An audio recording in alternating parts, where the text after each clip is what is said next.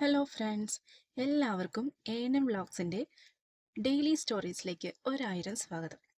ആദ്യം തന്നെ ഈ ചാനൽ ആദ്യമായിട്ടാണ് കാണുന്നതെങ്കിൽ ഒന്ന് സബ്സ്ക്രൈബ് ചെയ്ത് ബെല്ലൈക്കണും അമർത്തിക്കൂ. കാരണം ഇവിടെ ദിവസവും ഓരോ ചെറിയ കഥയും നല്ല ഫുഡും ഒക്കെയായി നമ്മൾ കാണും. അപ്പോൾ ഇന്ന് പറയാൻ പോകുന്നത് ഒരു ചെറിയ ഭക്ഷണത്തിൻ്റെ വലിയ കഥയാണ്. അതെ, നമ്മുടെ സ്വന്തം ഉപ്പുമാവ്. പലർക്കും രാവിലെ ഇന്നെന്താ ബ്രേക്ക്ഫാസ്റ്റ് എന്ന് ചോദിച്ചാൽ ഉപ്പുമാവ് എന്നൊരു മറുപടി കേട്ടാൽ തന്നെ മുഖം ഇങ്ങനെ മാറും.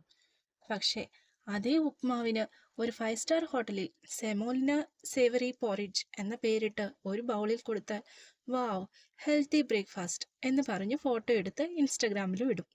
സത്യം പറഞ്ഞാൽ ഉപ്പുമാവ് ഒരു നല്ല ഭക്ഷണമാണ്. വീട്ടിൽ പച്ചക്കറി ഒന്നുമില്ലേ? ഉപ്പുമാവ്. സമയമില്ലേ? ഉപ്പുമാവ്. ശമ്പളം വരാൻ ഇനി 2 ദിവസം ഉണ്ടോ? എങ്കിലും ഉപ്പുമാവ്. പക്ഷേ ഇത്രയും വർഷമായി നമ്മളെ വിശപ്പിൽ നിന്ന് രക്ഷിച്ച ഹീറോയ്ക്ക് അത്ര ക്രെഡിറ്റ് ഒന്നും കിട്ടിയിട്ടുമില്ല. ഉപ്മാവിന്റെ ഇംഗ്ലീഷ് പേരാണെങ്കിലോ സോൾട്ട് മാംഗോ ട്രീ. ഇത് കേട്ട ആദ്യമായി കേൾക്കുന്നവർ വിശ്വസിക്കണ്ട, അങ്ങനെ ഒരു പേരൊന്നുമില്ല. പക്ഷേ ഈ സോൾട്ട് മാംഗോ ട്രീ എന്ന തമാശ വർഷങ്ങളായി സോഷ്യൽ മീഡിയയിൽ ഓടിക്കൊണ്ടിരിക്കുന്നു. ഇനി മറ്റൊരു കിടിലൻ കാര്യം, ഉപ്പുമാവിനെ ചില രാജ്യങ്ങളിൽ സെമോലിന പൊറിഡ്ജ് എന്നൊക്കെയാണ് പറയുന്നത്. പക്ഷെ അതൊക്കെ കേട്ടാൽ നമ്മുടെ നാട്ടിലെ ഉപ്മാവിന് ഒരു വിദേശ ലുക്ക് കിട്ടും. അതുകൊണ്ട് പേരല്ല പ്രധാനം, രുചിയാണ്, അല്ലേ?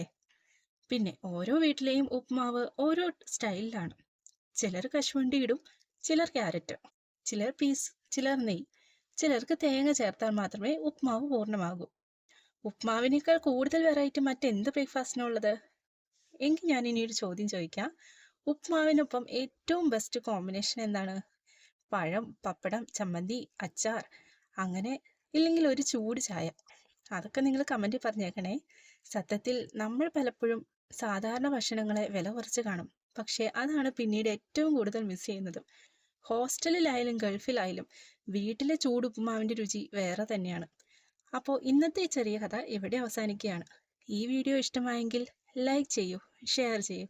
നിങ്ങളുടെ അഭിപ്രായം കമൻറ്റിൽ പറയാൻ മറക്കല്ലേ. അടുത്ത ഡെയിലി സ്റ്റോറിയിൽ മറ്റൊരു ചെറിയ ഭക്ഷണത്തിൻ്റെ വലിയ കഥയുമായി വീണ്ടും കാണാം.